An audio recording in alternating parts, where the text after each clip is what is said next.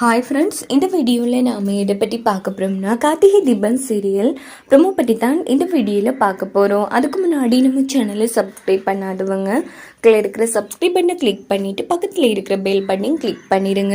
சரி வாங்க வீடியோக்குள்ளே போகலாம். எங்கே பார்த்தோன்னா ரம்யா ஒரு போலி யோசியரை ரெடி பண்ணி அவங்க சொல்கிற மாதிரியே யோசியரை தீபா கிட்ட பேச வைக்கிறாங்க. ஸோ தீபா அபிராமி பொழைக்கிறதுக்குரிய பரிகாரத்தை கேட்டதும் உடனே யோசியர் நீ தான் ஆல்ரெடி பரிகாரம் பண்ணிட்டே அப்படின்னு சொல்றாங்க. இதுக்கிட்ட தீபா அதிர்ச்சி ஆறாங்க. இது பாருமா, உனக்கு தாலி தோசை இருக்கு, இதனால உன் புருஷன் உயிருக்கும் உன் புருஷன் குடும்பத்தை சார்ந்தவங்களுக்கு தான் உயிர் ஆபத்துக்களும் வருதுமா. அதனால நீ தாலியை கலட்டி வச்சுட்டு இதுக்கப்புறமும் இந்த குடும்பத்துல இருக்கக்கூடாது. எப்போ நீ இந்த குடும்பத்தை விட்டு தொலைஞ்சு போறியோ அப்போதான் இந்த குடும்பத்தை சுற்றி இருக்கிற பிரச்சனைகளும் கஷ்டங்களும் விலகும். அதனால உன் தாலியை நீ தியாகம் பண்ணணும். அதே மாதிரி உன் புருஷன் மறு கல்யாணம் பண்ணணும். அந்த கல்யாணத்தை முன்னின்னு நீ நடத்தி வைக்கணும். அப்போதான் இந்த தோஷம் நீ நிம்மதியா வாழ முடியும். உன் புருஷன் குடும்பமும் சந்தோஷமா வாழும் அப்படின்னது தீபா அதிர்ச்சி ஆறாங்க. சாமி, என்ன சொல்லிட்டு இருக்கீங்க? புரியாம பேசாதீங்க சாமி. இத்தனை வருஷம் நாங்க கல்யாணம் பண்ணி 1 வருஷம் ஆயிடுச்சு. அப்போ நாங்க 2 பேரும் சந்தோஷமா தானே இருந்தோம். எங்களுக்குள்ள எந்த பிரச்சனையும் இல்லையே. ஏமா, சொத்து பிரச்சனைகள் குடும்பம் பெரிய அளவுக்குலாம் பிரச்சனை வரலையா அப்படின்னு சாமி கேட்டதும் என்ன இது நடந்த உண்மைகள் எல்லாம் அப்படியே சொல்லிட்டு இருக்காரு. அப்படின்னா இவர் சொல்றது எல்லாம் நிஜம்தானாங்கிற மாதிரி தீபா நம்ப ஆரம்பிக்கிறாங்க. சாமி, ஆமா, நீங்க சொல்றது எல்லாமே நடந்துக்கு. அதுதான்மா சொல்றேன். நான் சொல்லி பழிக்காம இருந்ததா சரித்திரமே கிடையாது. இங்க பாரு, உனக்கு ஒரு நல்ல வாழ்க்கை கிடைக்குமா? அதே மாதிரி அந்த பையனுக்கு ஒரு நல்ல வாழ்க்கை காட்டிருக்கு.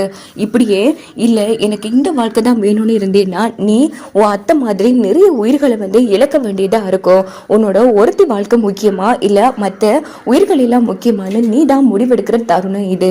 இங்க பாருமா, கடவுள்கிட்ட போய் நல்லபடியா வேண்டி மன்றாடு. ஸோ உன் அத்தை நல்லபடியா உயிர் பழிச்சு வந்துருவாங்க. அதுக்கப்புறமா நீ இந்த வீட்டுல இருக்கக்கூடாது. ஃபர்ஸ்ட் உன் புருஷனுக்கு ஒரு நல்ல கல்யாணம் பண்ணி வை.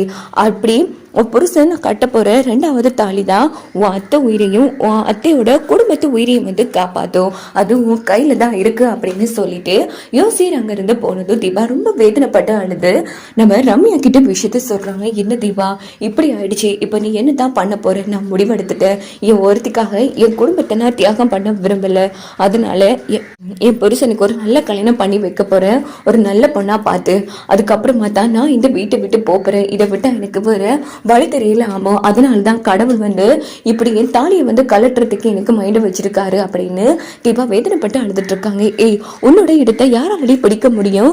ஏன் ஆமோ, நீ நிரப்ப மாட்டியா அப்படின்னு தீபா கேட்டதும் ரம்யா அதிர்ச்சி ஆறாங்க. ஆஹா, இந்த ட்விஸ்ட்டை நம்ம கொஞ்சம் கூட எதிர்பார்க்கலையே. நாம இப்போ சரின்னு சொன்னா பிரச்சனை ஆயிடுமே. ஏய், என்னடி பேசிட்டு இருக்க? இங்க பாரு அம்மோ, உன்கிட்ட கெஞ்சி கேட்கிற, என்ன புரிஞ்சு கொண்டது என் குடும்பத்தை புரிஞ்சு கொண்ட ஒரே ஒரு ஜீவன் நீ மட்டும்தான். தயவு செய்து உன்னை கையெடுத்து கும்பிட்டு கேட்கிறாமோ, பேசாம என் புருஷனை நீ கல்யாணம் பண்ணிக்கிறியா அப்படின்னு கேட்டதும் உடனே நம்ம ரம்யா ஓகே சொல்லுவாங்க. வாங்க வெயிட் பண்ணி